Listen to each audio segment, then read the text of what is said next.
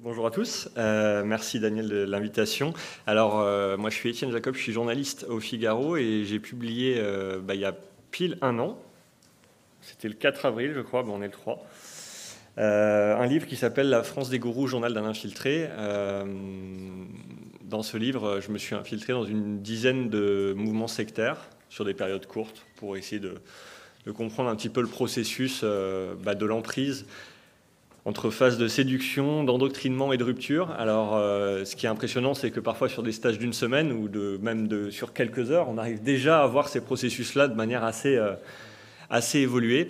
Donc, ça a été très intéressant. Avant de faire ça, ça fait depuis 2019 que je travaille sur les mouvements sectaires. Comment j'en suis venu? Pour moi, ça a été toujours un domaine du secret, un domaine du mystère. C'est toujours quelque chose d'intriguant. J'ai vu des tonnes de documentaires là-dessus. Il y avait un côté très sexy dans ce sujet, mais en fait, ce sont des victimes et des vies brisées, et c'est vraiment ça que j'ai pu observer pendant mes infiltrations.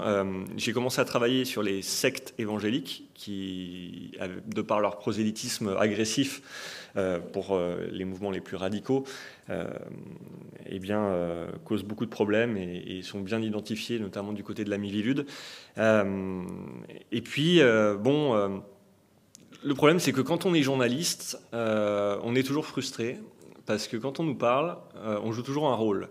Donc, j'interroge un politique, j'interroge un mouvement sectaire. Évidemment, ils vont me servir leur discours, leur com, et nous, on n'aime pas trop ça. Alors, parfois, on arrive à trouver des interlocuteurs sincères, mais c'est toujours frustrant. Et donc, c'est pour ça que j'ai décidé de faire un livre sous forme d'infiltration, c'est-à-dire d'y aller en tant qu'adepte, en n'étant plus Étienne, mais Julien, Yannick, Grégory, d'autres prénoms, pour pouvoir enlever cette fameuse barrière de communication et avoir des personnes sincères. Alors, effectivement, la charte de déontologie du journaliste dit qu'il ne faut pas, il faut toujours s'annoncer comme journaliste, mais cette charte dit aussi que le droit à l'information prime et que, évidemment, dans ces mouvements sectaires qui cherchent quand même à mettre sous emprise un maximum de personnes, à faire beaucoup de mal, évidemment, ils ne l'annoncent pas. Bonjour, nous sommes une secte. Non, ça ne se passe pas comme ça. C'est souvent bonjour, on a beaucoup de promesses à vous faire, on veut vous soigner, vous guérir, vous faire sentir mieux. Et donc, on ne vous vend pas ça comme un mouvement nocif. J'ai fait je me suis donc infiltré dans de nombreux mouvements. Les crudivores, ceux qui mangent uniquement cru, avec Irène Grosjean. Mais aujourd'hui, je vais vous parler principalement de l'église de Scientologie. C'est un mouvement qui est quand même plutôt connu, si certains ne le connaissent pas. On est sur un mouvement qui a été créé par un auteur de science-fiction, Ron Hubbard, aux États-Unis, en 1953. Et c'est un mouvement qui, pour résumer, se veut un substitut de la psychologie. Si on va sur leur site, on voit que c'est une religion du XXIe siècle. Ils se veulent un côté très moderne, et pour eux, l'idée, c'est de vous soigner de tous vos maux. Évidemment, la scientologie balance des lieux communs très évidents. Évidemment, on est contre la drogue, contre la violence. Comment ne pas être d'accord avec eux? Mais en réalité, derrière se cache un système de psychologie et d'emprise qui est extrêmement dangereux et nocif. Je les ai choisis parce qu'ils ont des têtes de gondole très connues, comme Tom Cruise, Elizabeth Moss, de nombreux acteurs américains. Ils ont beaucoup d'argent, ils sont considérés comme religion dans certains pays. C'est pas le cas en France.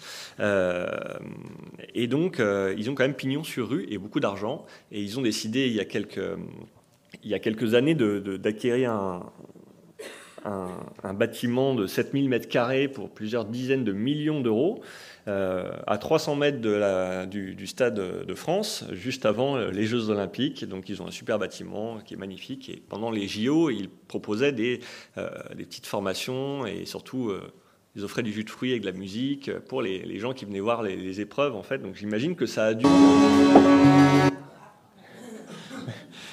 Ça m'a fait peur. Je me suis dit, si les scientologues arrivent, ça y est, on va m'emporter. Donc ils offraient des petites, ils offraient quelques, ils tentaient de ramoter du monde et j'imagine qu'ils ont réussi parce que, évidemment, les gens qui sont venus voir les JO n'étaient pas tous français, donc ils n'ont pas forcément peut-être aussi tout cet arsenal, on va dire, pour lutter contre les mouvements sectaires. Et comme je disais, ils sont religions dans certains pays, donc pour certaines personnes, j'imagine qu'ils ne causent aucun souci. Moi, comment je suis rentré avec eux? Et ben, je suis allé sur leur site internet, comme je disais, religion du 21e siècle, un site très moderne. Bon, en vrai, ça fait un peu peur parce que il y a un côté où on vous balance des films très à l'américaine, il y a des petits clips sur leur site. Et en fait,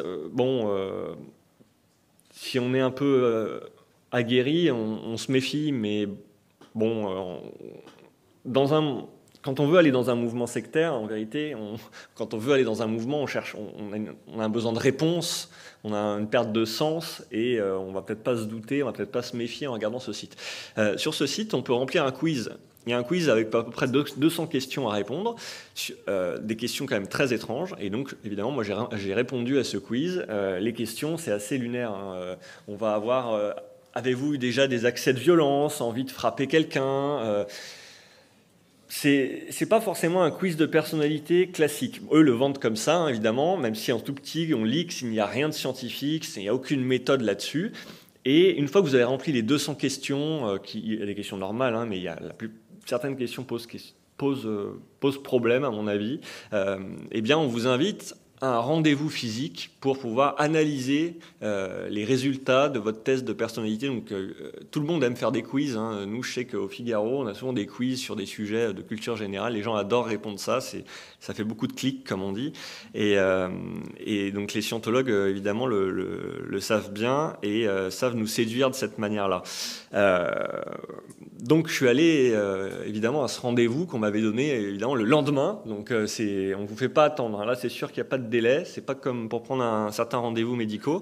On vous donne rendez-vous. Donc, à l'époque, moi, les locaux dont je vous ai parlé tout à l'heure n'étaient pas encore tout à fait inaugurés. Donc, je suis allé dans les locaux Gare de Lyon, qui sont quand même assez beaux. On arrive dans un bâtiment où il y a du marbre partout. Ça fait très luxueux quand on arrive et vous avez des écrans avec des spots sur la scientologie et sur la magnificence de ce groupe-là. Ça fait presque temple, je dirais, mais avec un côté peut-être plus moderne qu'une église. Vous arrivez là-bas, je me suis retrouvé face à une dame qui m'a montré un graphique avec toutes mes normes sur certains domaines, donc l'agressivité, la sociabilité, la gentillesse. Et donc ça allait de plus 100 à moins 100, et moi j'étais à moins 100 partout. Donc les réponses que j'avais données à ce quiz étaient catastrophiques, pourtant j'étais peut-être pas super bien dans ma vie à ce moment-là, mais je pensais pas être un individu aussi problématique. Donc je me suis remis en question quand même. Je me suis dit, et elle m'a dit, voilà, je vois que vous allez très mal, monsieur. Il y avait peut-être un domaine où j'étais à moins 90 au lieu de moins 100. Et on m'a dit, écoutez, nous, l'avantage, c'est que vous allez très mal, mais on a une solution, c'est vous faire des séances de dianétique. Bon, qu'est-ce que c'est la dianétique? Et là, on vous explique ce que c'est. Avant de vous faire la séance, évidemment, qui sera faite dans un autre rendez-vous, je vais vous la raconter. La dianétique, c'est un peu tout le principe de l'église de Scientologie. Vous avez un mental analytique. C'est très bien, il analyse les choses, il est posé, calme, tout va bien. Et vous avez un mental réactif. Et le mental réactif, c'est celui qui va vous faire réagir épidermiquement, celui qui va me faire peut-être être très angoissé de parler face à un groupe, peut-être celui qui va vous faire être un peu agressif si on vous parle mal, celui qui va vous faire penser à vos expériences du passé et qui vont avoir du coup une influence sur votre réaction aujourd'hui. Par exemple, vous avez mangé des œufs, c'était pas bon il y a quelques années, vous les remangez 2 ans après, c'est-à-dire on vous passe un film, l'église de Scientologie a vraiment un film là-dessus, vous avez mangé quelque chose qui ne vous a pas plu il y a quelques années, ça a un impact sur votre quotidien aujourd'hui parce que aujourd'hui vous ne voulez plus manger ce truc-là, vous n'avez pas aimé, logique, quoi. Et l'église de Scientologie va vous faire annihiler totalement ce mental réactif. Et donc, ça passe par des séances de dianétique. Donc, j'ai dit pourquoi pas. Entre-temps, on m'a fait acheter le bouquin. Il faut savoir qu'il y a plus de 3000 € de bouquins à acheter, hein. Bon, au début, on ne vous fait pas payer 3000 €. C'est 25 € le premier bouquin de Ron Hubbard. Et le lendemain, je me suis retrouvé donc, à faire une séance de dianétique. Je me suis retrouvé face à une petite dame d'une 60aine d'années qui avait l'air, franchement, on l'aurait vu dans la rue, totalement inoffensive, qui m'a d'abord posé plein de questions sur mon état psychologique. Est-ce que j'avais déjà pris de la drogue ? Petite anecdote, c'est que dans le petit rendez-vous qu'on m'avait donné, on m'avait dit ne prenez surtout pas de drogue ou d'alcool avant de faire cette séance de dianétique. C'était un peu inquiétant, mais bon, voilà, donc évidemment, je n'ai pas pris de drogue et d'alcool, j'ai bien appliqué les règles. Et elle m'a posé plein de questions. Est-ce que vous avez déjà été interné en hôpital psychiatrique ? Est-ce que vous avez déjà vu un psy ? Moi, j'ai dit, bah oui, je suis allé voir un psy une fois quand j'étais ado. Bon, plein de gens vont voir des psys, à votre problème. Si. Est-ce qu'on vous a déjà fait prendre des médicaments ? Oui, parce qu'en France, on fait beaucoup prendre de médicaments, c'est très grave. Et nous, les scientologues, on veut être dans toutes les cliniques en France, hein, c'est le but, hein, vraiment de s'implanter. Donc, on ne cache pas, hein, cette volonté d'expansion. Et puis après, on passe à la séance de dianétique. Alors, c'est assez simple. On m'a demandé de raconter mon dernier repas. Donc, c'était la veille au soir. Je me suis fait des œufs au plat. On ne vous demande pas de le raconter de manière classique. Déjà, vous êtes assis face à quelqu'un et on vous fait mettre vos mains sur vos genoux, sur vos jambes, à plat, et on vous fait fermer les yeux, donc pour raconter, pour se remémorer de manière assez simple. Donc moi j'ai raconté le moment où j'ai cuisiné mes œufs au plat, donc c'était vraiment trépidant. En fait, pour raconter ce souvenir, c'est vraiment partir de A à Z. Donc j'ai mis les œufs sur la casserole, et ensuite vous avez fait quoi ? Alors vous avez rajouté des épices ? Oui, j'ai rajouté du sel, un petit peu de poivre, voilà. Et puis après vous avez fait quoi ? Et donc la personne vous interroge, vous pose plein de questions. Et donc vous racontez de A à Z l'événement. Vous arrivez à la fin, donc j'ai mangé les œufs au plat, ils étaient bons, mais pas parfaitement assaisonnés, voilà. Et j'arrive à la fin, et on me dit, maintenant, reviens au début, et racontez-moi tout ce que vous avez oublié depuis le début. Je raconte une nouvelle fois l'histoire, je retourne à la fin, donc j'avais oublié quelques détails, j'en rajoute quelques-uns, on me dit, retourne au début, et raconte encore une fois ce que tu as oublié. J'y reviens, bon... Ce process se fait 4-5 fois, donc quand vous avez raconté déjà 4-5 fois l'histoire des œufs, vous vous dites mais déjà j'ai plus rien à raconter parce que j'ai vraiment raconté le moindre détail, et surtout vous commencez un peu à inventer les choses. Bon, mais vous me direz, on ne parle que d'œufs au plat, tout va bien, hein, sauf qu'après, une fois qu'on a terminé de raconter cette anecdote, vous êtes déjà un peu dans une sorte d'état d'hypnose, hein, quand même, c'est-à-dire que vous êtes vraiment là à aller creuser des souvenirs, même si c'est très récent, vous avez une bonne vision de ça, vous creusez vraiment parce qu'on vous force vraiment à raconter des détails. Pour le coup, on est sur un souvenir qui est neutre ou positif, et après on va me dire de raconter mon dernier souvenir douloureux. Il se trouve que moi, 3 jours avant, je me suis séparé de ma compagne. Donc ça tombe vraiment mal, mais je m'étais dit quand même il faut écrire ce bouquin, donc je ne vais pas arrêter. Et bien j'ai raconté mon coup de fil de rupture finalement à cette personne.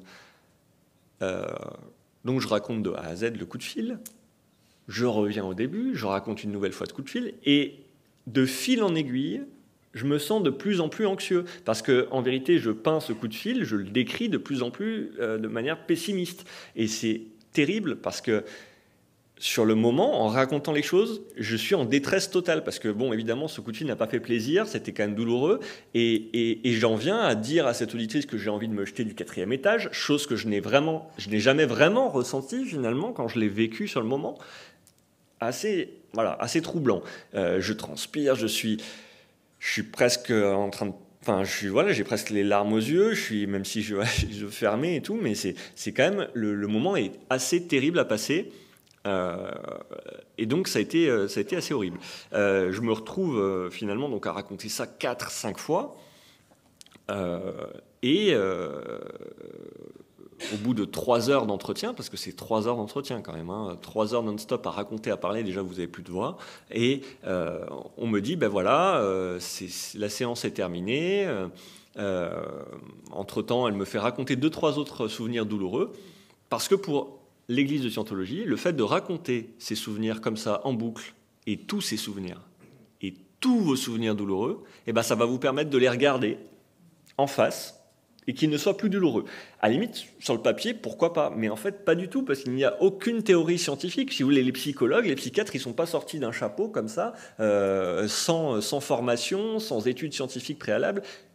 L'Église de Scientologie a brandi, a créé cette méthode-là sans aucune vérification. Elle peut être destructrice, elle peut être très dangereuse. Donc moi, on m'a dit, vous êtes trop faible, donc en fait, vous allez devoir d'abord raconter tous vos souvenirs positifs, puis après tous les souvenirs neutres, et après vous pourrez raconter tous les souvenirs négatifs. Donc imaginez quand même l'énorme chemin qu'il va falloir parcourir. De toute façon, dans tous les mouvements sectaires que j'ai pu rencontrer dans mes infiltrations, c'est toujours un chemin très très long à parcourir. Et l'Église de Scientologie étant quand même une pompe à fric monumentale, en atteste les bâtiments à plusieurs millions d'euros qui ont pu être achetés, eh bien, ce process évidemment ne sera pas gratuit et ces séances de dianétique seront payantes à chaque fois et vont vous coûter vraiment très cher. Alors moi je n'ai pas continué parce que franchement je m'en sentais pas la force. Je suis allé à 1 ou 2 autres séminaires qui étaient gratuits, ouverts à tout le monde et ça m'a permis de voir que donc là, en fait, ils font des sortes de conférences ouvertes à tous sur voilà, prendre la parole en public. Mais ils vont toujours rattacher ça au mental analytique, mental réactif, en disant, eh bien, vous ferez des séances de dianétique, vous aurez plus le trac en parlant devant les gens. Par exemple, je ne sais pas, réussir en entreprise ou réussir à créer une entreprise. Mais on vous donnera 2-3 conseils et puis après, on va vous dire, voilà, votre mental réactif étant tellement quelque chose de négatif, c'est-à-dire que vous imaginez, on vous fait annihiler votre passé. C'est-à-dire que c'est quand même, ça vous rend totalement robotique, totalement sans émotion au final, parce que c'est quand même votre passé, il vous construit. Et ben eux, ils cherchent à déconstruire ça. Donc même sur le principe, quand même, ça pose question. Moi, j'ai continué un petit peu à rencontrer aussi des anciens adeptes, j'en ai parlé avec eux, et c'est vrai que c'est un mouvement qui est extrêmement dangereux. Vous arrivez dans une grosse machine très bien constituée et très très bien organisée. Pour rappeler un petit peu le background de ce mouvement, je dis souvent entreprise quand je parle de l'Église de Scientologie, parce que comme je disais, c'est beaucoup d'argent. Ils ont été condamnés pour escroquerie en bande organisée. Ils sont poursuivis pour abus de faiblesse, pour harcèlement moral. Il y a des enquêtes contre eux. Donc ça rigole pas, quoi. Moi, je rigole. Là, je vous en parle de manière un petit peu...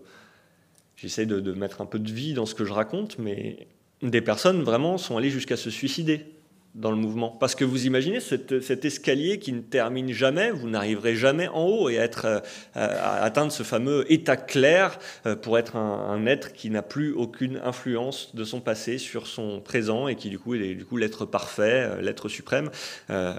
J'ai même lu récemment qu'apparemment les premiers scientologues pensaient qu'il y avait eu des civilisations antérieures, des vies antérieures qui impactaient notre vie actuelle. Donc on est quand même, voilà, donc Ron Hubbard, auteur de science-fiction, c'est quand même pas très sérieux à la base. Quand on vous dit que vous avez un énorme parcours à faire, c'est aussi une façon de vous endoctriner et de vous tenir, parce que vous avez envie, quand vous allez voir un psy, vous savez très bien que ça ne va pas se résoudre du jour au lendemain. Donc vous restez et vous allez chez le psy. Mais c'est quelque chose de prouvé, de scientifique. Là, pour les personnes qui ne sont pas averties et sensibilisées sur le sujet, évidemment, vous allez faire la même chose qu'aller chez le psy, sauf que ça va servir à rien et ça peut être très douloureux au final. Et très douloureux parce que l'Église de Scientologie, c'est très vicieux. Vous n'êtes pas face à un professionnel de santé. Donc vous lui racontez vos pires douleurs, peut-être les pires choses que vous avez faites dans votre vie, parce que tout le monde n'est pas tout blanc dans sa vie, peut-être que vous avez été dans l'illégalité sur un plan de votre vie. Tout le monde a déjà peut-être commis, même volé des bonbons quand vous étiez gamin, mais ça, ils vous le feront raconter. Et ils pourront.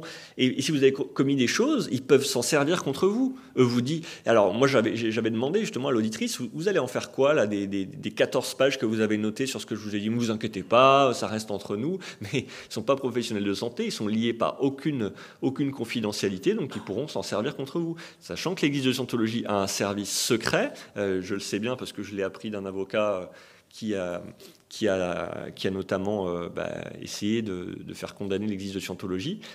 C'est quand même quelque chose de très constitué. L'Église de Scientologie qui a aussi, quand même, il y a une vingtaine d'années, créé une école qui, à Vincennes, justement, donnait des cours, les bases de la scientologie aux enfants. Donc dans l'école, il y avait des enfants de scientologues, mais il y avait aussi des enfants qui n'étaient pas du tout scientologues et qui se sont vus du coup infliger des ersatz de dianétique dès le plus jeune âge. Donc quand même extrêmement dangereux. Ça fait 25 ans qu'on attend le procès. Il y a eu plus de 10 juges d'instruction qui se sont succédés parce que l'Église de Scientologie ont des armées d'avocats et peuvent vous attaquer à tout moment et évidemment faire reculer l'échéance. Ils se sont quand même fait condamner dans certains procès, mais beaucoup moins que des lambda. Et des associations ne peuvent pas lutter. Certaines se désistent finalement, se découragent, et les individus qui souffrent se découragent également parce que forcément ils peuvent perdre beaucoup. Et souvent, quand il y a une affaire judiciaire, c'est pour ça qu'on a si peu d'affaires dans le domaine des dérives sectaires qui vont au bout, c'est qu'on se décourage et qu'on a juste envie de passer à autre chose. Donc parfois, on n'a pas l'énergie pour aller jusqu'au bout. Donc voilà un petit peu pour mon expérience au sein de l'Église de Scientologie. Ma conclusion, c'est de dire que finalement, le risque dans ces mouvements, mais dans ce mouvement-là aussi, c'est de faire totalement rupture avec l'environnement extérieur, parce que vous allez faire ces séances-là, ça peut aussi changer votre comportement. Moi, ça m'a fait vraiment ressurgir ce moment de la rupture avec ma compagne. Donc en fait, vous avez des cicatrices qui sont plus ou moins bien refermées, et eux, ils mettent un poignard dedans et ils les rouvrent comme ça, mais les plaies ne sont pas cautérisées. Et ils vont regarder dedans, ils vont vous poser des questions dans les moindres détails. Vous avez votre père est décédé l'année dernière, on va vous faire regarder dedans. Voilà comment vous étiez le jour où vous a annoncé son décès. Et racontez-moi du début. Mais c'est de la torture en fait. Pour moi, c'est une vraie torture psychologique qu'ils ont infligée. Et moi, j'ai vu ça en une séance et quelques conférences en fait. Imaginez les personnes qui font ça, je sais pas, sur 365 jours. Sincèrement, leur but, c'est vraiment de vous en faire plusieurs par semaine. Parce que, à la limite, un psy, vous le voyez une fois toutes les semaines, une fois toutes les 2 semaines. Là, c'est vraiment plusieurs fois par semaine. Vous allez les voir, je sais pas, voir 100 fois par an des séances de dianétique. Mais c'est à devenir fou. Et si vous avez de la chance de faire de la dianétique, parce qu'au début, on va vous amadouer avec de la self-analyse. Donc la self-analyse, c'est comme je disais, les souvenirs neutres. Donc racontez-moi, voilà, votre dernier repas, donc imaginez, vous devez raconter tous vos repas, puis après vous racontez tous les choses positives, votre mariage, le jour où vous avez eu un enfant, et après on abordera les choses terribles, mais ça va faire très long, mais ça va faire beaucoup d'argent perdu, et peut-être beaucoup plus. Donc voilà, et ce que je pourrais dire enfin, c'est que l'Église de Scientologie, comme la plupart des mouvements sectaires, offrent une solution assez simple, et c'est cette facilité. C'est facile de croire qu'on peut être soigné. Eux axent énormément leur discours sur le développement personnel. Vous allez aller mieux, vous allez être un être parfait, un être complet. Vous allez pouvoir compléter votre potentiel. Voilà, vous avez un énorme potentiel. On parlait au début de ce graphique où j'étais à -100 partout. Et bien là, vous avez vraiment très envie d'être tout en haut, voilà. Et j'imagine qu'il y a des points d'étape aussi dans le process. On vous dit, là, voilà, vous refaites le quiz, c'est bien, vous êtes à -50 maintenant au lieu de -100, et vous avez l'impression de progresser dans le process. Et sauf que tout ça est fictif, donc ça n'a aucune valeur. Donc ça peut faire très mal. Voilà. Merci à tous.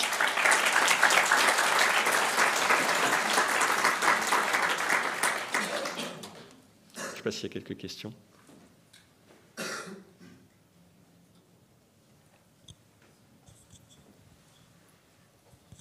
Merci. Bonjour, Christine, membre du GEMPI et du NADFI. J'ai lu énormément d'ouvrages à propos de scientologie, énormément de témoignages de victimes. On les trouve dans la presse, à commencer par Gina Miscavige, qui est la nièce de l'actuel leader.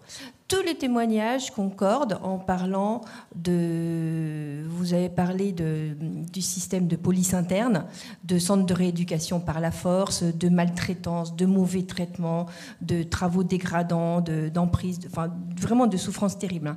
Pas une seule des victimes ne parle de religion.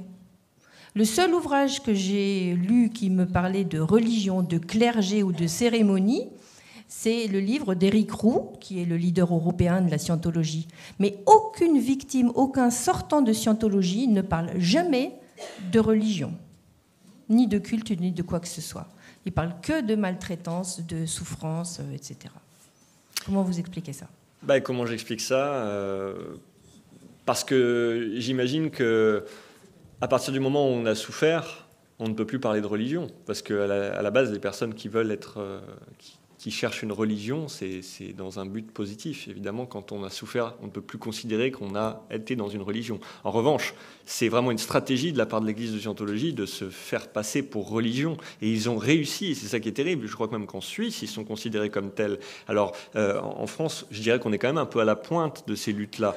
Donc c'est ça qui est bien, et les autres commencent à s'inspirer de nous. C'est ce que disait Donatien Levaillant, même si le travail est encore dantesque et que évidemment, les Méviludes est peu doté. C'est peu de le dire. Donc voilà... Pour moi, c'est évidemment une stratégie de se vendre comme religion, et ça ne me surprend pas qu'aucun ne dise ça, mais aujourd'hui, sur leur site, ils mettent vraiment qu'ils sont une religion du XXIe siècle, donc c'est un axe pour eux. Et sur leur site, vous ne voyez pas parler ni de culte, ni de représentants de clergé, ni de cérémonies religieuses, vous ne voyez pas. Oui, c'est vrai, mais est-ce que la religion en tant que telle est quelque chose qui est à la mode ? Je pense qu'ils sont... un petit peu au carrefour entre le développement personnel qui, lui, est très à la mode et peut-être la religion. Et j'imagine que leur communication aussi varie selon les pays, justement, pour pouvoir mieux cibler justement les publics.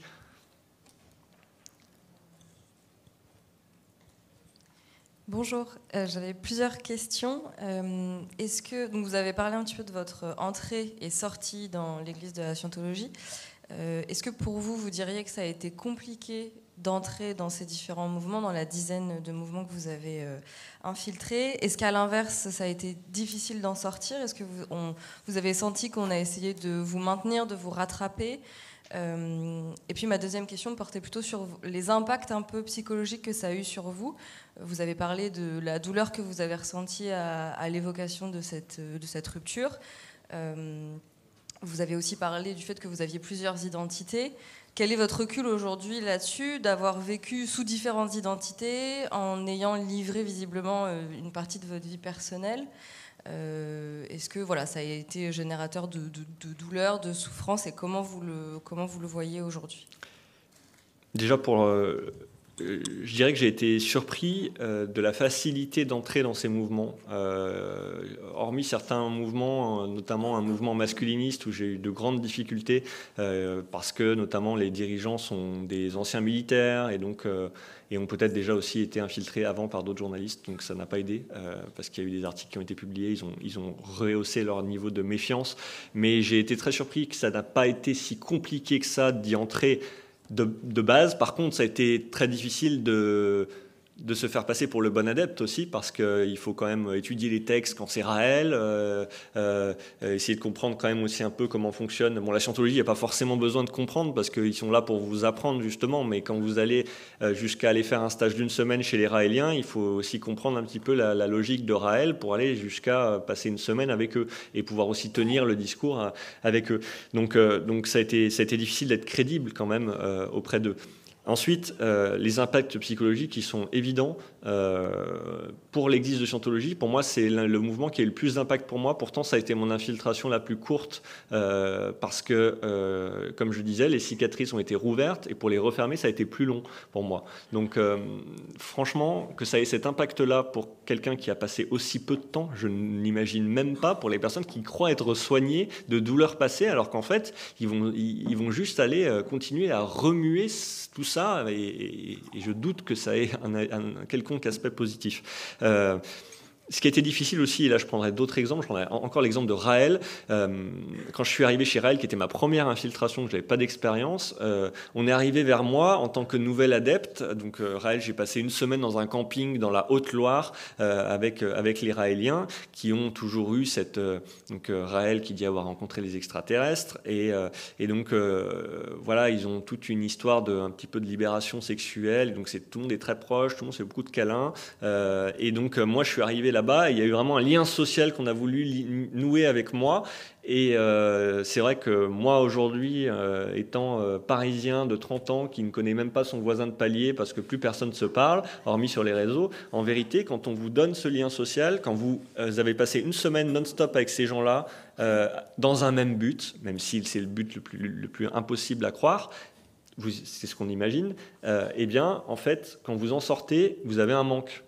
Donc forcément, vous avez ce manque de lien social et vous vous dites, on était quand même pas mal. Et d'ailleurs, les Raéliens le disent, même si Raël a menti depuis le début, au pire, on était bien ensemble, quoi. Donc ça prouve aussi que finalement, c'est même pas le... Et ça me fait penser un petit peu à ce que disait Gérald Bronner, c'est que parfois le système de croyance n'est pas tant constitué que ça, mais qu'il y a d'autres choses aussi qu'on vient chercher. On vient chercher communauté, on vient chercher famille finalement dans ces groupes-là, où aujourd'hui peut-être la notion de famille elle est un peu moins présente dans notre société. Donc voilà. Ensuite sur les impacts psychologiques, ils ont été divers selon les mouvements. Quand je suis allé chez Irène Grosjean pour apprendre à manger cru, ça m'a mis plusieurs semaines en sortant à réapprendre à manger normalement et à ne pas avoir peur d'un bout de viande qui me créerait de la colle dans l'organisme et qu'il faudrait absolument purger une fois par semaine avec de l'huile de ricin. Donc les impacts ils peuvent être divers. Je suis allé dans un autre mouvement qui était l'école Aurore, où j'étais qu'avec des gens de moins de 30 ans. Moi, j'avais 28 à l'époque. Donc, j'étais vraiment dans un groupe de jeunes. Donc, il y avait vraiment ce côté très entraide et tout. Et là, j'ai ressenti aussi ce côté lien social qui disparaît, où on peut être avec un groupe de jeunes et parler ensemble. C'est ce manque-là. Donc, ça donne envie d'y revenir. J'avais les bons garde-fous, mais ceux qui n'en ont pas, à mon avis, peuvent très très facilement y revenir et se dire qu'ils pourront trouver une sécurité dans ces mouvements-là qui pourtant n'apportent... rien de concret et surtout rien de vérifié. Vous disiez, vous avez des bons garde-fous. Est-ce que pendant toutes vos enquêtes, vous avez été accompagné dans le cadre, par exemple, du Figaro? Est-ce que vous aviez un soutien à côté ou est-ce que vous étiez vraiment tout seul avec vos armes un peu pour... Non mais vous savez, les médias c'est pas si bien organisé. Hein.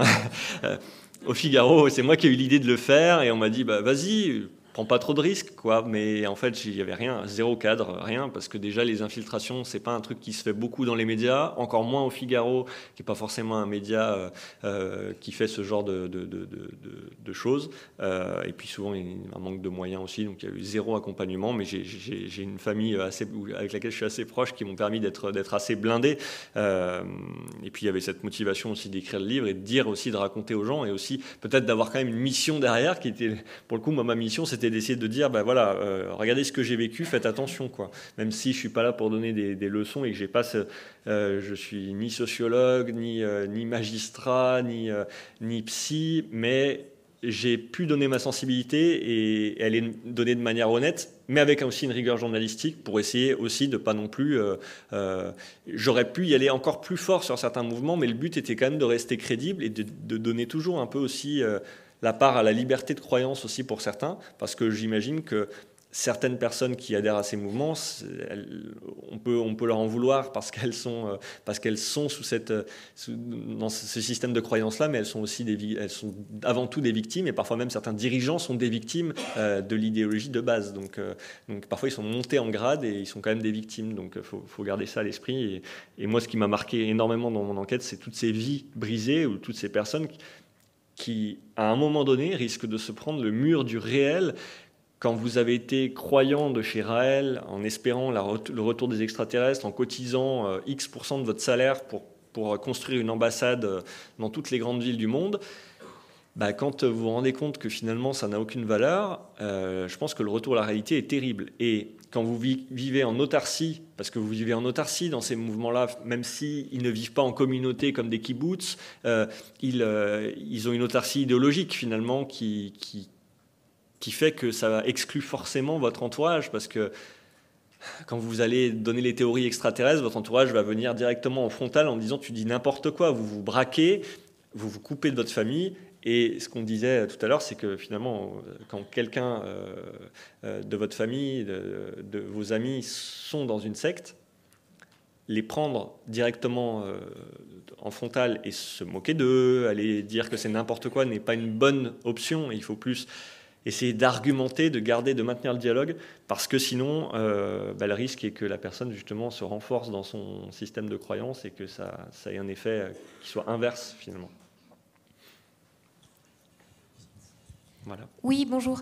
Ma question, c'était justement sur la préparation, donc les garde-fous, mais la préparation aussi avant, pour ne pas risquer, quand on donne de soi comme ça dans une infiltration, c'est quand même des mouvements, notamment ce que vous racontiez sur la scientologie, qui sont assez risqués. Donc comment vous êtes préparé et comment vous avez été accompagné en pratique?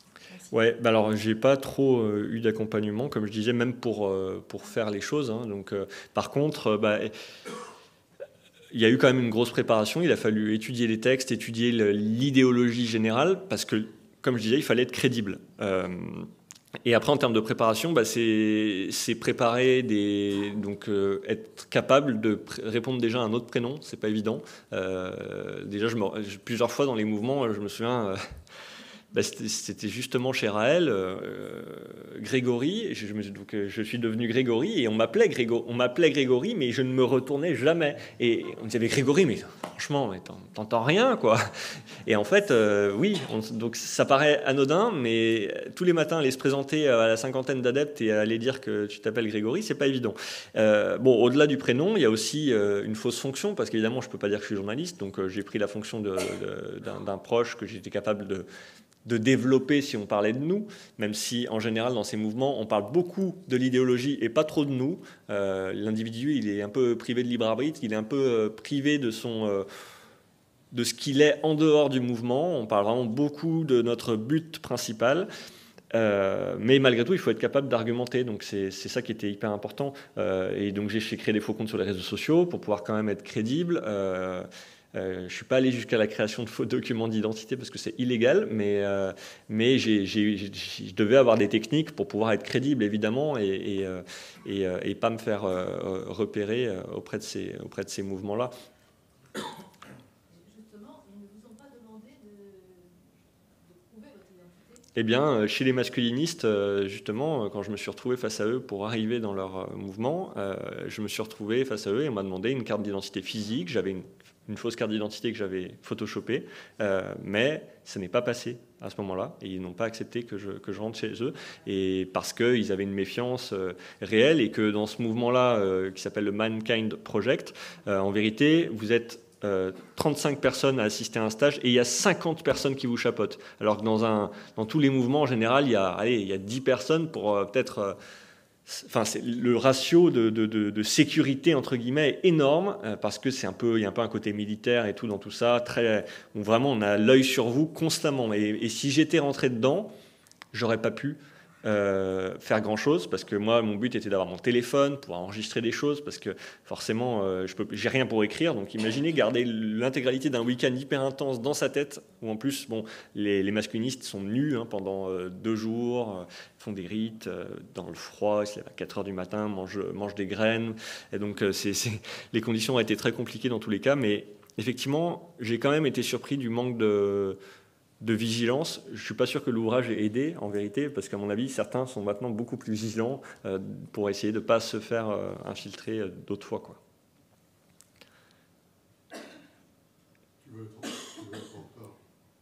C'est tout bon pour moi. Merci. Tu vas être en retard. Ah, il y a peut-être une question? Allez-y. Merci Étienne. Il y avait une dernière question, je crois. Pardon? Il y avait une dernière question là. Mais c'est pour toi. Non, mais on peut y aller, on peut faire la dernière Ton question. horaire te convient, ça ne me dérange pas. J'ai vraiment une dernière question. Ouais, on peut faire la dernière question. Désolée. Merci pour votre témoignage. J'avais une question un peu rapide, mais qui rejoint celles qui ont été mises précédemment. Au-delà de l'aspect lien social qui pouvait parfois être assez attirant et manquer, etc., est-ce qu'à des moments, malgré la préparation, malgré que vous sachiez dans quoi vous vous engagez, votre système de croyance a pu parfois être mis à mal lors de ces infiltrations, malgré tout? Oui, clairement. En fait, ce qui est intéressant d'observer, c'est que la scientologie m'a fait mal parce que j'étais dans une mauvaise situation et une situation un peu douloureuse, mais ils n'ont pas ébranlé mon système de croyance. Je ne me suis pas dit la scientologie va m'aider. Par contre, chaque personne a des faiblesses et finalement, quand je suis allé chez les crudivores, moi, j'ai pas forcément toujours eu un très bon rapport avec la nourriture. Quand j'étais ado, j'avais des problèmes de poids et tout, donc j'étais en surpoids. Donc, quand on m'a réveillé ça, parce que dans le mouvement crudivore, il y avait beaucoup de femmes qui étaient là avec des problèmes de troubles alimentaires et qui, au fond, espéraient qu'en mangeant cru, elles allaient pouvoir perdre encore plus de poids. Donc, il y a beaucoup de problèmes de ça. Et moi, c'est vrai qu'en sortant, ça m'a posé problème et ça n'a pas amélioré du tout mon rapport avec la nourriture. Et Irène Grosjean, dans son discours, vraiment porte le crudivorisme. C'est pas juste un mode de vie, c'est aussi presque une religion pour elle, parce que elle brandit ça vraiment comme religion aussi. Et moi, ça m'a vraiment ébranlé mon système de croyance et ça m'a réveillé des problèmes, un rapport avec la nourriture un peu malsain, c'est sûr. Aujourd'hui, ça va très bien, mais c'est vrai que ça a duré pendant plusieurs mois où finalement j'avais à chaque fois des résurgences là-dessus. Donc j'imagine qu'en faisant ça, en pratiquant ça pendant longtemps, ça peut avoir des conséquences terribles. On prend 2 dernières questions par contre. 2. Je vais devoir choisir. C'est pile ou face. Il faut qu'on puisse enchaîner derrière et puis tu as un train à prendre. Ouais, mais ça va aller, je pense. Le train est à 12h50. Et c'est Gare de Lyon, oui, donc mais ça on va. ne peut pas se garder jusque-là.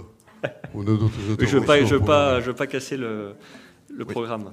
Oui, bonjour. Je savais que ça suivrait comme ça, de toute façon. Je souhaitais savoir si à la suite de la sortie de ce livre, vous avez eu ensuite des problèmes avec les associations. Est-ce que les sectes est-ce qu'ils ont porté plainte ou il y a eu des... J'ai pas eu de plainte. Suite. J'ai pas eu de plainte. J'ai eu quelques menaces, mais ça a été quand même assez épars. Il faut savoir que les mouvements sectaires finalement ne s'informent pas tant que ça via des médias traditionnels. Donc ils sont un peu dans leur propre canal informationnel ou désinformationnel, je dirais. Donc j'ai pas eu trop de soucis. Les Raéliens m'avaient quand même, une fois mon infiltration faite, un peu attaqué. Pas en justice, mais j'ai pas eu de problème avec la justice. J'ai quand même pris toutes les précautions quand j'ai écrit. C'est pour ça que l'Église de Scientologie, quand je dis qu'ils sont poursuivis pour certains faits et condamnés pour d'autres, c'est parce que quand on est poursuivi, on reste innocent de prime abord. Donc je tiens quand même à respecter ça. Et moi, c'est vraiment mon but. C'est même si c'est un bouquin où j'ai beaucoup de ressentis que j'explique, je garde aussi je veux garder aussi une rigueur. Voilà. Dernière question. Oui, bonjour. Bonjour. Dans le même ordre d'idée, lors de vos infiltrations, est-ce qu'à un moment vous êtes senti, est-ce que ça peut vous être arrivé de vous être senti un petit peu en danger par rapport aux autres membres dans l'éventualité où vous vous seriez fait dévoiler Oui, parce que chez les Raéliens, je spoil un peu le livre, mais chez les Raéliens, au dernier jour de mon infiltration, je me suis fait découvrir Parce que, en vérité, j'ai posé beaucoup de questions. L'adepte ne pose pas de questions. Je l'ai observé parce qu'on était 5 ou 6 nouveaux adeptes. On avait tous à peu près le même âge et aucun ne posait de questions. On avait une ancienne juive orthodoxe qui avait trouvé en Raël son nouveau credo. On avait un jeune homme qui était totalement perdu, qui avait vendu son téléphone pour acheter un Nokia 3310 sur lequel il avait uniquement les textes de Raël. Et en vérité, moi j'étais là et au début je posais très peu de questions pour pas me faire découvrir et puis j'ai commencé à en poser. Je pense que ce qui a posé problème et ce qui a fait que je me suis fait découvrir, c'est que j'ai discuté avec Guillaume Demba, qui est un des dirigeants du mouvement aujourd'hui, qui a été condamné pour des abus sexuels commis dans les années 2000 et qui aujourd'hui est de nouveau dans le mouvement, hein, parce qu'il n'est pas resté en prison jusqu'ici, et qui disait dans un de ses discours qu'il était le fils d'un ministre africain. Et moi, ça, en tant que journaliste, je me suis dit, mais il faut que je lui pose la question. Et je lui ai posé la question après. Il m'a dit, pourquoi tu me poses cette question? Je lui ai dit, parce que tu viens de le dire, en fait. Et lui, il m'a dit, mais pourquoi tu me poses des questions comme ça? Il est revenu derrière en me disant, mais c'est bizarre de poser des questions comme ça. Et effectivement, personne d'autre n'avait noté ça, parce qu'il notait justement les enseignements, mais pas ce point personnel. Et ça m'a fait découvrir. Et le lendemain, au moment où on distribuait des mandats CEPA pour donner un pourcentage de son salaire, on est venu m'attraper par le bras en me disant viens derrière le gymnase où il y avait tous les enseignements, en me disant on va porter plainte contre toi, tu t'appelles pas Grégory, tu t'appelles Étienne, on a découvert qui tu étais et tu vas avoir des problèmes. Et ça me filmait, ils me filmaient, ils m'enregistraient, ils étaient là et ils sont allés jusqu'à aller filmer ma voiture et à m'accompagner à partir et tout, en me disant on portera plainte pour usurpation d'identité, mais j'ai usurpé l'identité de personne en fait. Et donc j'ai même pas donné de faux documents, donc il y avait vraiment rien. Mais c'est vrai que sur le moment j'ai eu un vrai coup de stress parce que je tenais. Et en fait, quand on n'est pas découvert, on se dit pas qu'on va être découvert. Et puis à ce moment-là, j'étais encore en train de me dire peut-être qu'il y a une chance de sauver les choses. Puis non. Donc voilà. J'ai pas eu vraiment de menaces, mais c'est vrai qu'ils étaient pas contents du tout et ils m'ont juré que si je m'étais présenté comme journaliste, ils m'auraient fait venir avec plaisir. J'ai de gros doutes. Voilà. Merci. Merci. Merci à tous.